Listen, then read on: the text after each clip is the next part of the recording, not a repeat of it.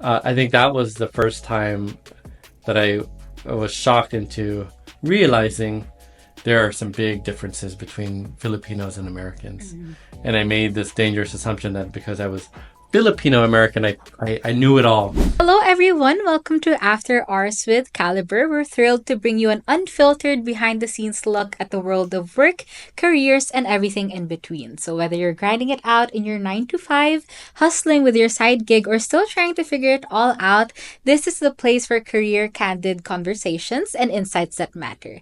In today's episode, we're joined by an amazing guest as well and a familiar face, our very own Kalibrr CEO, Paul Rivera, to uncover professionals' real life experiences and insights on hustle culture within and beyond the Philippines. So, hello once again, Paul. How are you feeling for the second episode? Good to be back. All right. Perfect. Now, before we talk about the specifics of work culture, let's start with the big question. How is it like working in the Philippines compared to life abroad? You've experienced both worlds. So, what's your take on this? Yeah, I was born in the Philippines. I left here in 1988, grew up in the San Francisco Bay Area. I graduated from university in 2004. And from 2004 to 2007, I was working in the US for a startup and then working for Google. Half of that time from '04 to '07, I was actually based in Bangalore, India. It's hard for me to comment with a lot of confidence what work culture is like in the US. Because to be honest, I barely experienced it. I was at Google for 6 months before I left, and I started a company in the Philippines. So I would say there's probably more similarities than differences. I would say in general, I found the American culture to be much more intense than Filipino work culture. There's I think a common desire in the Philippines to kind of form a family, right? We're a family. And then, people will say, well, you can't fire your family, right? So and I think in the US, they like to use the word team. I think there's a level of ambition that is very unique to the US and very unique to Silicon Valley that you don't get exposed to as often in the Philippines. Yeah, I would say maybe those are some of the things I can comment on. So you've been quite exposed to a lot of work cultures, I'd say.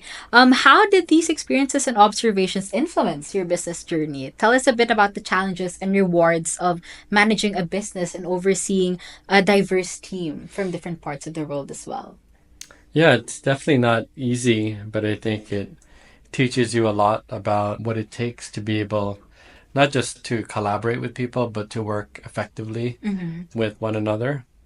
And I think maybe the biggest lesson is just being a great listener. I think when you're working with people that are, different or foreign to you, I think being a great listener, someone who asks a lot of questions, is probably a way to begin to understand what are the commonalities that we have with one another. I'll share a story.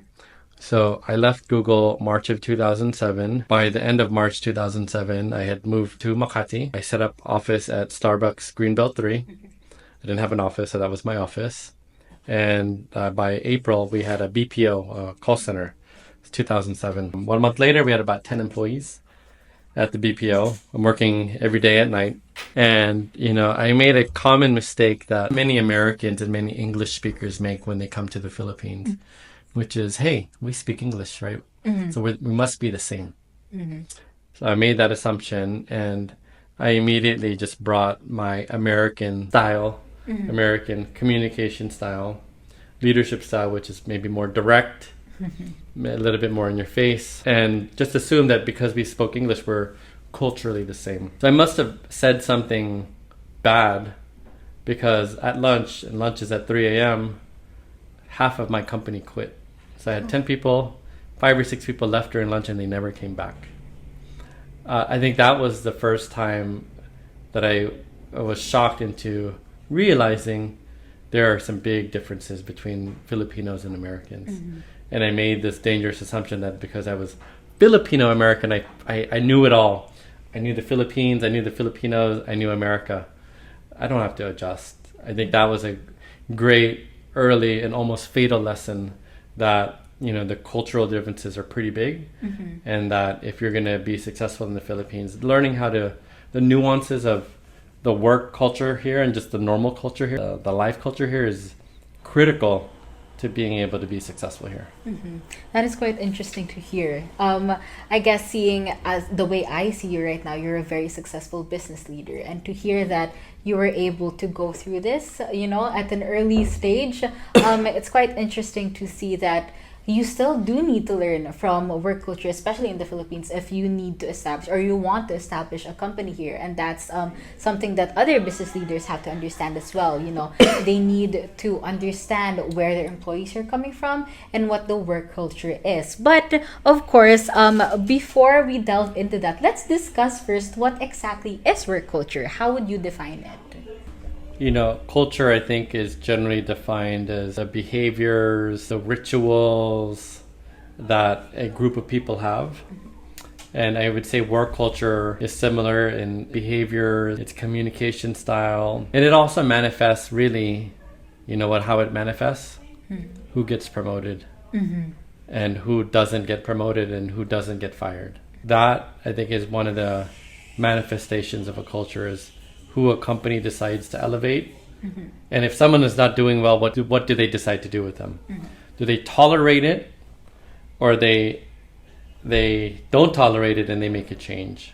So I would say, if you're in an organization, that's what you want to observe, is what type of people move up, what type of people move out. And is that, aligned to the culture you want to be in? So meaning, are the people who get promoted the ones that are performing the best, or are they the ones who are the most political, right? The most relationships, right? I completely agree with you. I think work culture especially shows how the company operates. And you can see that with the people as well, like what you mentioned. But again, not all cultures are created equal. So let's talk about what makes a good culture versus a bad culture. How would you characterize the two? I would say what maybe makes a good culture is, me as I think at Kalibrr we have a good culture. And I think that manifests itself in people wanting to invite their friends to join the company. And then people, even after they leave the company, are very proud of the work that they did.